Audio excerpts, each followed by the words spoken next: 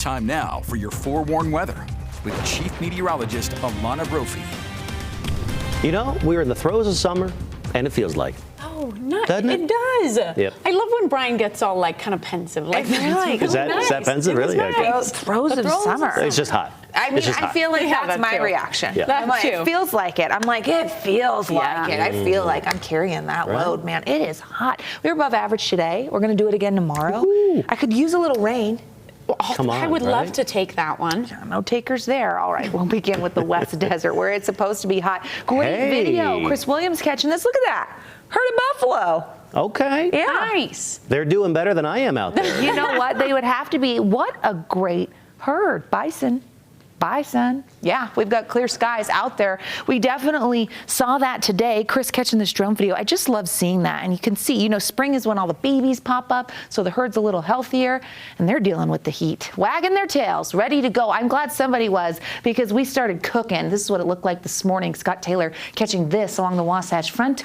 That smoke layer, a little bit of cloud cover. You know, at night, when the winds relax, we actually get that temperature inversion layer, and that's where thicker plumes of smoke settle just above the surface. Southwesterly flow out there tonight. Satellite radar shows us the last few hours were pretty dry, even those brief pop-ups of moisture. Yeah, they're not putting anything down. High temperatures today, 98 in Salt Lake, 95 is our average, so we were running hot. Southwest flow does that. It's warmer air, and it aids in those numbers climbing a bit. 95 in Logan, triple digits in Green River, Moab, Hanksville, 104 in St. George. They snuck out another degree. 90s along the I-15 corridor. Hot start to the work week, and we also have fire concerns. Red flag warning was posted. As we get through tonight, those temperatures will be bottoming out in the low to mid 70s along the Wasatch Front when we close the news. Clear skies, a dry setup for the overnight, 73 overnight, and then we'll see those numbers climbing into the upper 70s by 9 a.m. Partly cloudy skies, so bringing back a little more moisture, and we're going to do that to a certain portion of the state. Check out our time-lapse video coming out of Black Desert, that sunset. If you didn't catch it already, here it is. Oh, it's pretty, really pretty, and I love that it backlights the red rock. As we look at relative humidity right now, we typically see this number recover into the overnight. During the day, it's not great when you have single digits or teens. Well, how about at night? Not great at all. Those teens in the West Desert, alarming. Moab, St. George, it just means we've got very ripe fire fuels and southwesterly winds on top of that. Those conditions, paired with our high heat, lead to critical fire danger. That's why that red flag warning is posted for a portion of the West Desert. It's in effect, will remain in effect until Wednesday at 9 p.m. The Color Country Mountains, that's a fire zone here in south central Utah, and then the Central Mountains also part of this. Basically, it means that the conditions we have will be really tough for fires already burning or new fire starts. So we have to be extremely careful. This is not great news for like the Monroe Canyon fire, which we saw double over the weekend as the winds picked up. Not a great setup, but that's what we're dealing with. With these fires, well, it comes smoke. How about this video coming from the International Space Station, the Monroe Canyon fire smoke visible from outer space. That's what you're looking at on the side of your screen. And this actually video, as they passed over the ISS Utah this afternoon, they sent us this video, and it goes all the way up to southwestern Wyoming and also pairs with those fires burning in Arizona near the Grand Canyon. So thick smoke out there, noticeable from space. Yes, and we know that the push of that smoke continues to move into the Beehive State.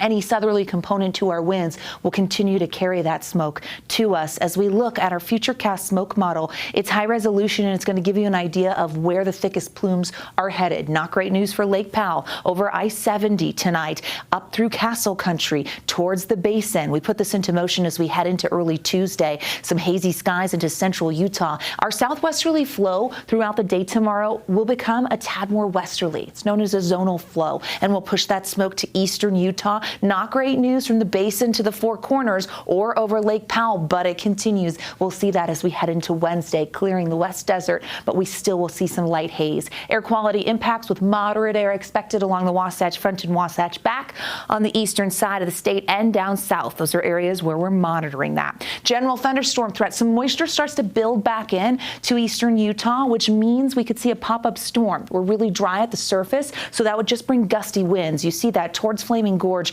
by tomorrow afternoon. Into Wednesday, pop up possibly towards Castle Country near the Four Corners. Into the evening, a little more moisture down there in southern Utah. It's possible. Doesn't look very promising at this point. It could bring just very gusty conditions. We are way below average for the month of July when it comes to precipitation in Salt Lake and the surrounding areas. Provo, Logan, Cedar City, St. George, meager moisture thus far. Upper level futurecast shows that high pressure. Now, Wednesday night into Thursday, we get this weakening low that will graze the state. That's where we get a bit of moisture. The potential comes from moisture coming around the high. We could also see fire danger uptick with winds into early next week.